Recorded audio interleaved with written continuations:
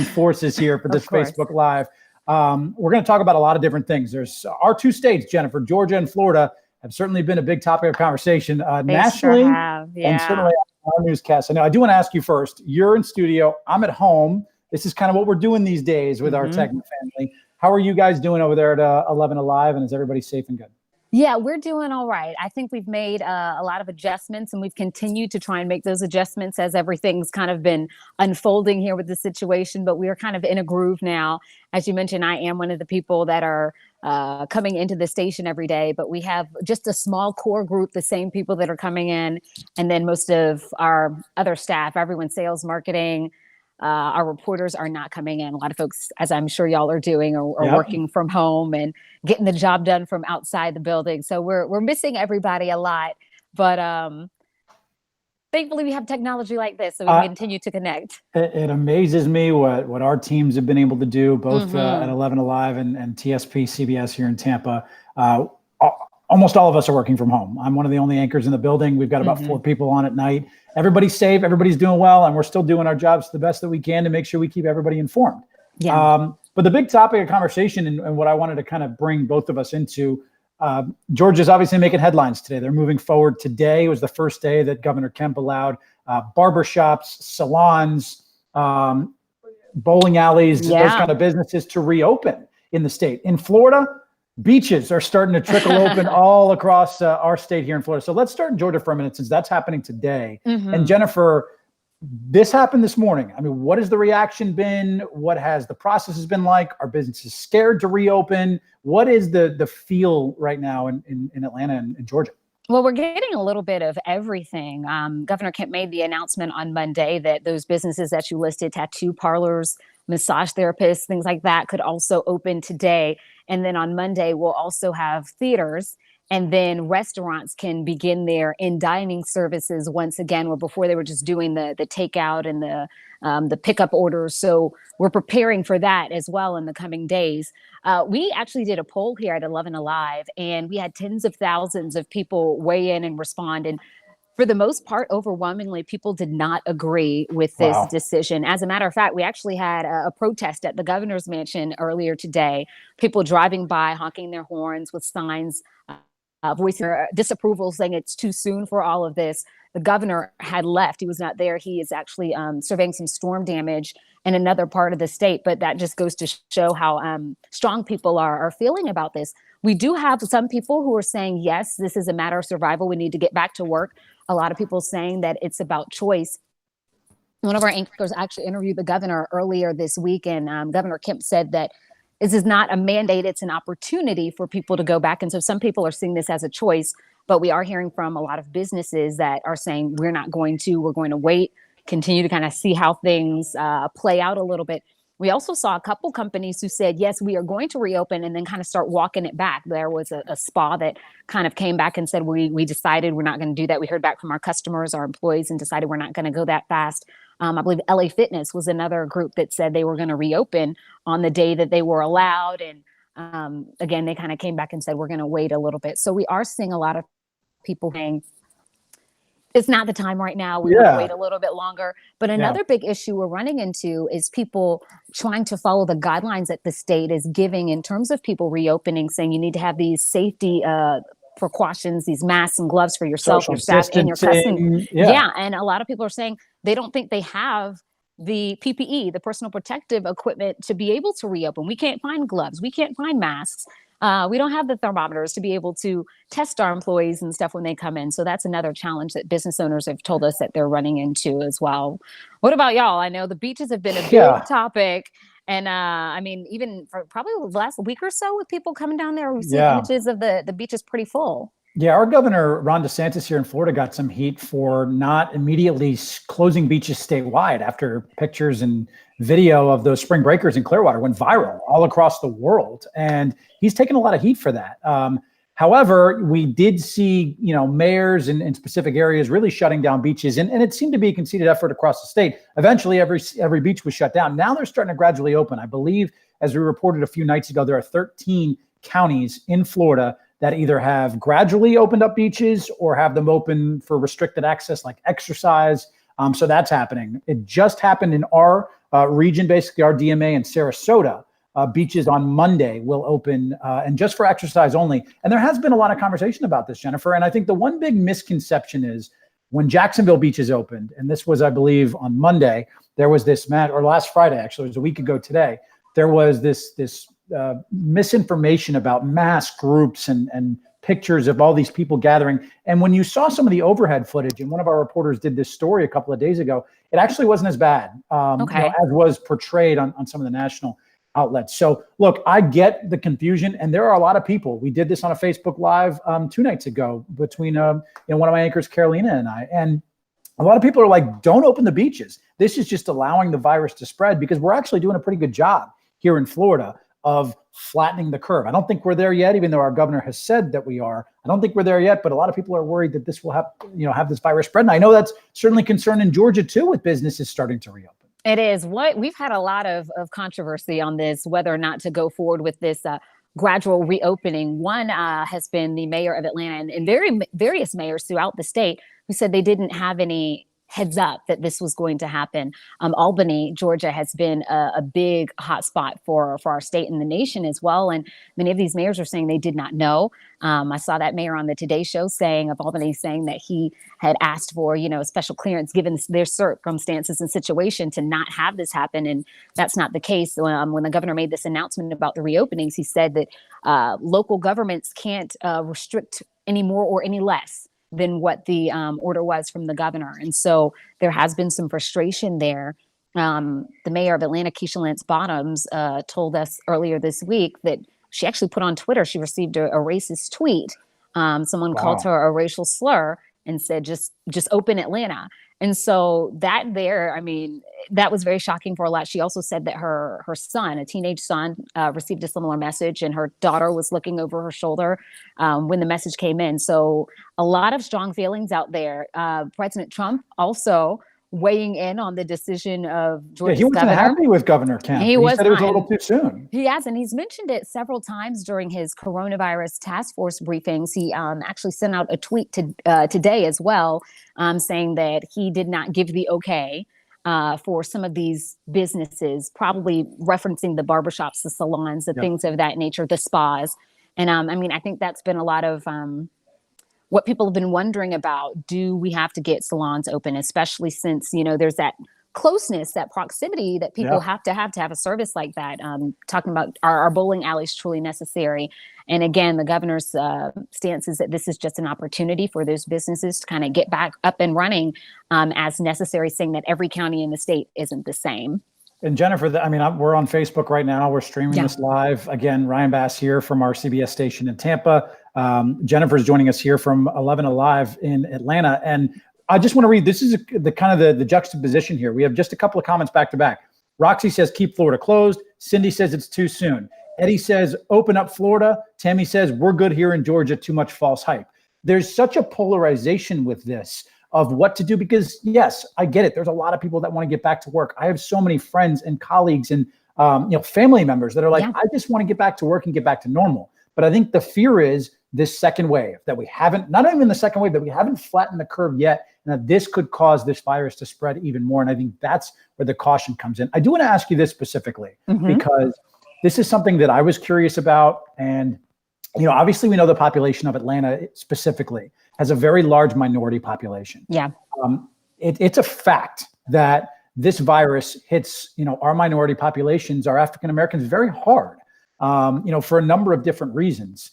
What has the reaction been within that community as far as opening the state back up? Because I feel like there's a fear, especially among, African-Americans, that this could spread even further and further damage, a vulnerable community. I think we've had a lot of folks saying, don't trust it. We had one of our branches of the NAACP. We spoke with the president out in Cobb County, which is a large part of the metro area, who said, don't fall for this. Don't go along with it. Stay at home. And we've seen a lot of people encouraging people to, hey, take advantage of that choice. You can choose to stay at home. Don't go out at this point. Let's kind of wait and ride it out. Again, going back to Atlanta's mayor, Keisha Lance Bottoms, that has been a concern that she has expressed as well, and said that she would have expressed that to the governor himself if she had been given that opportunity to do so prior to him making this decision. And so that has been a big topic of conversation, especially lately, because we're seeing that disproportionate number count with some of ours as well. But to go along with that, we also had a situation where we weren't having all of that information, that the race and all of that being taken when some of those tests were done. I'm not sure if y'all had a situation like that too, that it's being recorded now, but it hadn't been recorded from the beginning. And so that kind of does leave a little bit of a gap there. But, you know, even Dr. Fauci, who's one of the top health advisors in the nation, has acknowledged that this is a trend, this is something that we're seeing. And so some leaders in the African American community, including the Atlanta mayor, are saying, still stay home.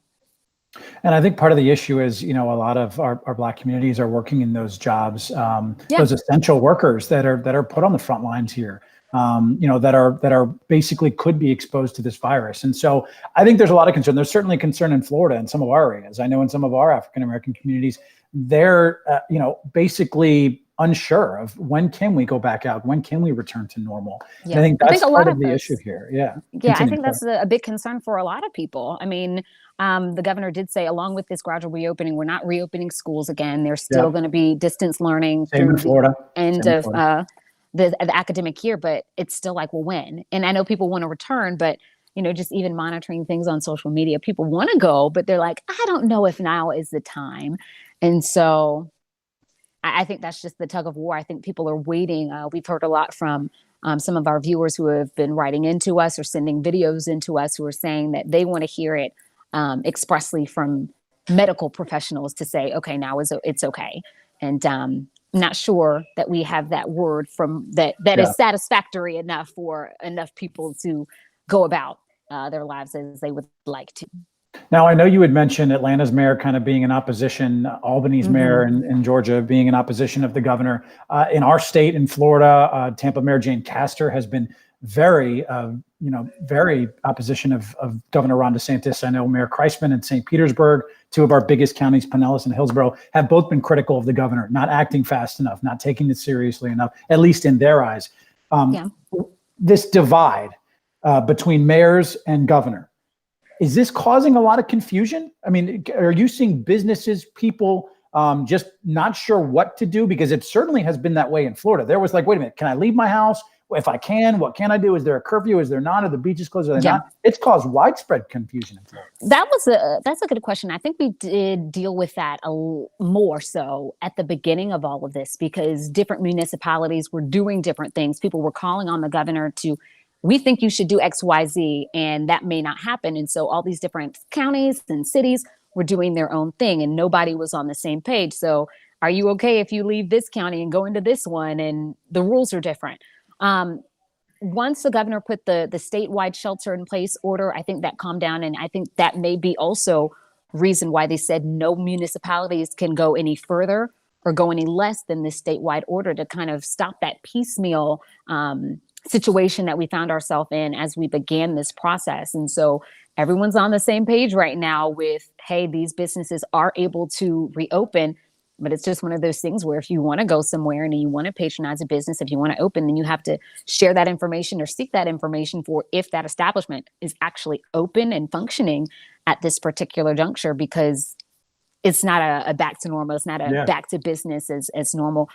For example, we were talking about the restaurants that will be able to launch their dine-in services once again. The governor's recommending that they don't have parties larger than 6, that they use paper menus that they can dispose of, that they keep the people socially distanced within establishments as much as possible, even suggesting that they only do reservations so they can control the number of people that are inside. There are so many different things that are being recommended for these businesses as they open. But I've seen some people that I just know personally who are like, this is just too much for me to try to deal with and address as a business owner on top of day-to-day operations. We're just going to wait a little bit longer. So I think the confusion in terms of what's allowable has minimized, but now it's a thing of whether or not individual businesses are choosing to do different things.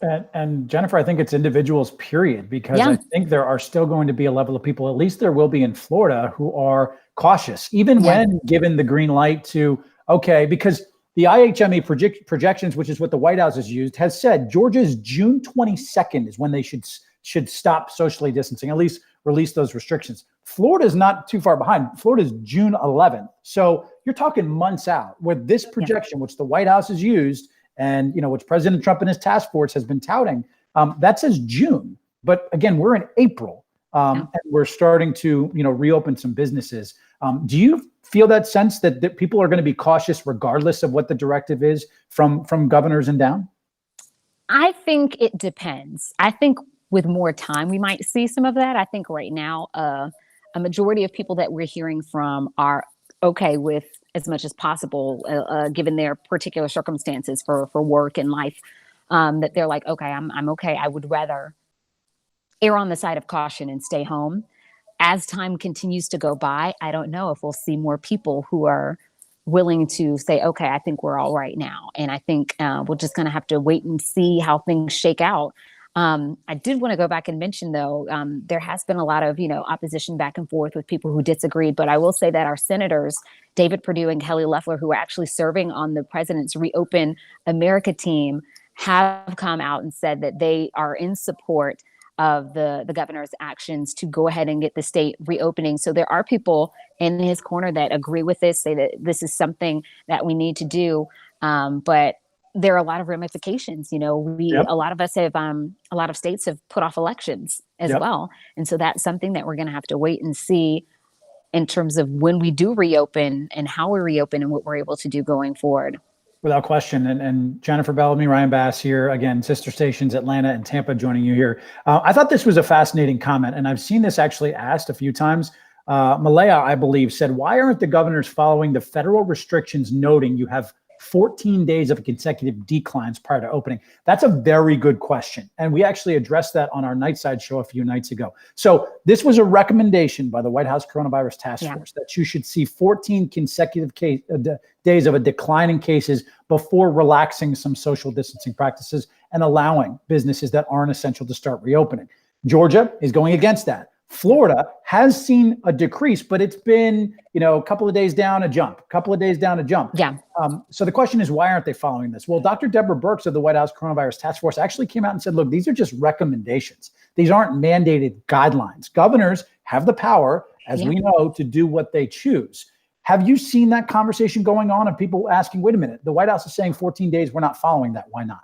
That's true. And we have addressed that in our newscasts as well, taking a look at the numbers from the State Department of Public Health. And we have not seen that 14-day decline yet. But the governor says that he has the data that he feels comfortable with, that he's taking a measured approach to getting the state back up and running. That has been his response, that he has seen data that is sufficient to allow this moving forward period. And so we've asked, and that has been noted. But here we are. Yeah, I mean, Governor DeSantis in Florida said we flattened the curve, even though we're continuing to see information, come out, especially with nursing homes, which has been a very hard hit area in the state of Florida. We see more and more cases, reported deaths, just really an outbreak among nursing homes all across Florida. We're starting to get that information. Before we close out here, I do want to ask, have you seen some of those same issues in Georgia as we're talking about reopening with nursing homes? You have? We certainly have seen larger numbers. As a matter of fact, I believe some families have filed a lawsuit against a particular nursing home here as a result of from that types of situations. I will say Governor Kemp did send out the National Guard to various facilities throughout the state. We have images of them in complete full suits out cleaning those facilities. And so that has been an effort that has been made to address that. But I think we will see a little bit more in the way of that. I mean, I know that's an issue nationwide. Some of those first cases that we were seeing, I believe in Washington State, were at a long-term care facility. And so I think that's something that we will continue to see as we kind of continue to go through this. I mean, until we actually have some sort of verifiable treatment and vaccine to address it. Otherwise, we can only do so much at this point, and that's what it looks like they're trying to do. Well, I mean, I can say we've had a lot of comments on our Facebook Live. I'm sure you guys have as well. And as we do close this out, and as Georgia, reopens some business today, as Florida starts to reopen beaches, and as we move weeks and months ahead, I think the consensus here is, look, we want everybody to be safe. Yes. We all want this disease and this virus to be behind us. We're not at the point where we have a vaccine yet, but I think our biggest defense, as you've heard from Dr. Fauci, Dr. Birx, and epidemiologists all across the country, is socially distancing and staying home. That is our best defense at this point right now against this virus. And so I just want to say, I'm so thankful that you and I have had an opportunity to collaborate. I know. Here Nice to meet you virtually. Nice to meet you as well. I'm a big fan of the work you guys do over at XIA and 11 Alive. We certainly down here are doing our best part to keep people safe and informed. And so to everybody that's watching in Georgia and Atlanta especially, please be safe. Yes. Please use your better judgment, and let's just all get through this together. We are in this together, we've said multiple times. And Jennifer, hopefully I get to meet you in person one day. This has been a lot of fun. I'm sure it'll happen. Thanks everyone so much for your time. Have a wonderful weekend, y'all. We appreciate it. Stay safe, everyone, and we'll talk to you guys soon. Bye. Bye, Jennifer. Bye, Ryan.